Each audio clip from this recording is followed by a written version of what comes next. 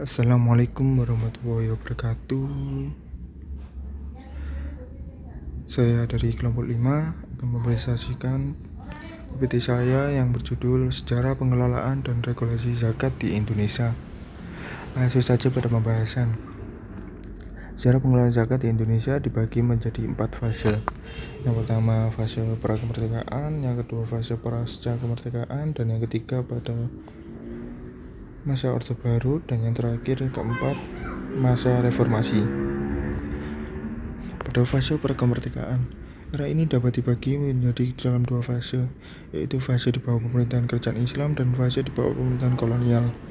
Pada fase pertama yang dapat digambarkan bahwa zakat berkembang seiring dengan perkembangan Islam itu sendiri. Praktik zakat bisa terwujud dalam 2 bentuk, yaitu dipraktekkan sebagai pihak pajak keagamaan yang dipungut oleh negara, dan ada yang dipraktekkan sebagai sumbangan sukarela yang dilakukan umat Islam tanpa melibatkan negara. Pada fase ini tidak ditemukan regulasi tentang zakat yang dibuat oleh negara atau kerajaan Islam pada masa itu. Dengan demikian, dapat disimpulkan bahwa masyarakat sipil dapat secara luas mempraktekkan zakat tanpa ada intervensi di pemerintah. Sebaliknya, pemerintah kerajaan Islam sangat mendukung praktek tersebut. Hanya saja, keberadaan amil sebagai pengumpul zakat pada fase ini kemungkinan besar belum ada, sehingga zakat hanya diberikan oleh muzaki kepada mustahik secara langsung. Fase kedua yaitu di bawah pemerintahan kolonial Belanda. Pada fase ini, zakat juga berkembang atau dipraktikkan oleh umat Islam dengan leluasa. Karena pemerintah Belanda yang sekuler memang menjaga jarak untuk tidak melakukan intervensi terlalu jauh ke dalam ranah agama. Mereka tidak berani terlalu mengambil risiko dengan mencampuri urusan keagamaan karena dikhawatirkan akan terjadi gelombang protes dari masyarakat pribumi. Pemerintah Hindia Belanda menerbitkan peraturan nomor 6200 tanggal 28 Februari 1905 yang intinya pemerintah Hindia Belanda tidak akan lagi mencampuri urusan pelaksanaan zakat dan sepenuhnya diserahkan kepada umat Islam. Pada fase pasca kemerdekaan, setelah Indonesia merdeka, perhatian pemerintah terhadap filantropi Islam, khususnya zakat dan wakaf cukup serius. Pada tahun 1951, Kementerian Agama mengeluarkan surat edaran nomor A717367 tanggal 8 Desember 1951 tentang pelaksanaan zakat fitrah.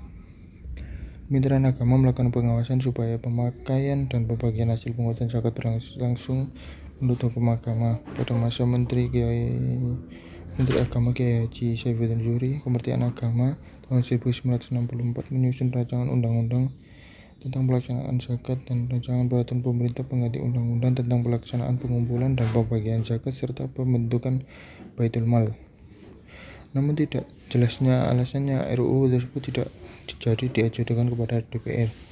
Pada tahun 1967 Kementerian Agama kembali menyiapkan RUU zakat, tetapi Kementerian Keuangan tidak memberikan persetujuan sehingga pembahasannya dihentikan. Setahun setelah itu, terbitlah Peraturan Pemerintah Menteri Agama Nomor 4 Tahun 1968 tentang pembentukan BAS dan Peraturan Pemerintah Nomor 5 1968 tentang pembentukan Baitul Mal di tingkat pusat, provinsi, dan kabupaten kota media. Rezim Orde Lama dari tahun 1950 sampai 1965 memang cenderung kelompok modernis dalam melakukan aktivitas filantropi. Dengan kata lain, pemerintah Orde Lama kurang begitu memberikan perhatian terhadap urusan zakat dan fitrah. Orde Lama agak mirip dengan pemerintah Hindia Belanda dalam arti menganggap urusan agama adalah urusan yang tidak perlu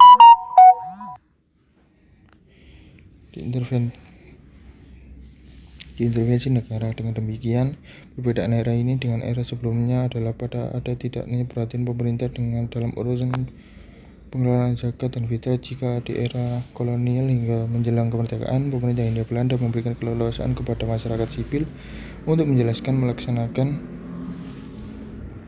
zakat dan fitrah, bahkan cenderung berlepas diri. Maka pasca kemerdekaan di bawah rezim penguasa pribumi, pemerintah memberikan perhatian lebih terhadap pengelolaan zakat dan fitrah dalam bentuk penyiapan peraturan perundang-undangan atau yang sejenisnya.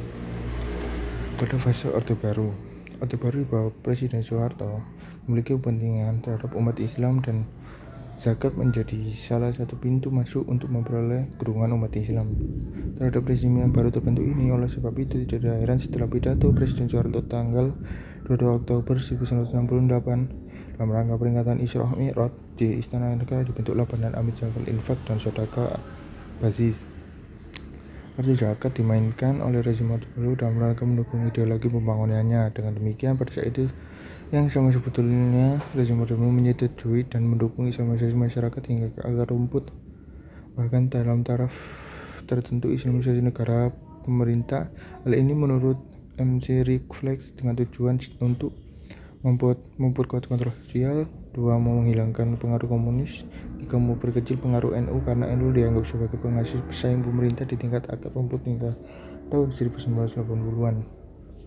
Pada tanggal 3 Maret 1984 dikeluarkan Instruksi Menteri Agama Nomor 2 Tahun 1984 tentang infak Rp1.000 selama bulan Ramadan, yang pelaksanaan diatur dalam Putusan Dirjen Bimas Islam dan Urusan Haji Nomor 1984 tanggal 30 April 1984. Kemudian pada tanggal 29 dikeluarkan Instruksi Menteri Agama Nomor 16